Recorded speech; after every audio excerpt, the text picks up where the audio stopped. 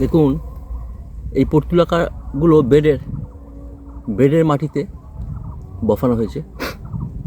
এটা বছর পর বছর এইভাবেই ফুল দিয়ে থাকে।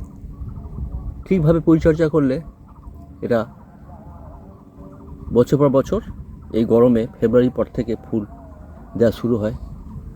এখন কন্টিনিউ বর্ষা পর্যন্ত চলবে। বর্ষা খুব বেশি বেড়ে গেলে তখন এই পর্তুলাকার ফুল আস্তে আস্তে কমে যায়, গাছগুলো আস্তে আস্তে শুকিয়ে যায়, মরে যায়। কিন্তু গোড়া থেকে গাছগুলো জীবিত থাকে। ঠিকভাবে জল, বর্ষার পর যখন শীত আসে তখন আবার কিছুটা ফুল হালকা আসে, কিন্তু মেন ফেব্রুয়ারি, মার্চ, এপ্রিল, মে, জুন প্রচুর পরিমাণে ফুল আসে এই পর্তুলাকার।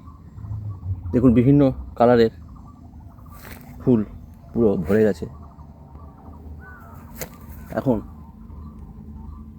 মনে হচ্ছে ছোটো ছোটো গোলাপ।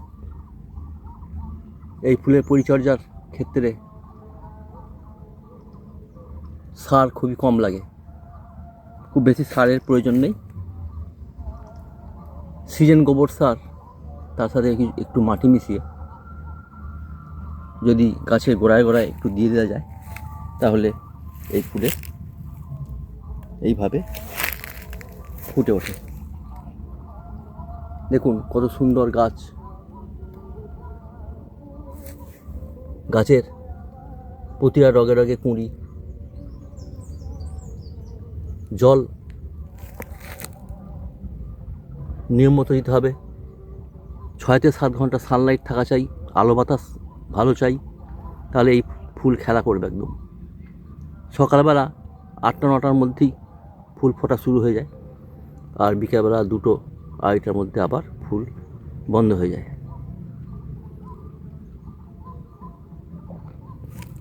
আর এই ফুলে 20-25 দিন পর পর নিম অয়েল স্প্রে করুন, 3 গ্রাম 1 লিটার জলে। আর কাকা 1 ml 1 লিটার জলে গুলে বিকেলবেলার দিকে স্প্রে করুন। আর মাঝে মাঝে জল স্প্রে করে দিন গরম বেশি পড়ার সাথে সাথে। আর বিশেষ পরিচর্যা নেই। আমার নলেজ শেয়ার করলাম। সাবস্ক্রাইব করে পাশে থাকবেন। থ্যাংক ইউ, ধন্যবাদ।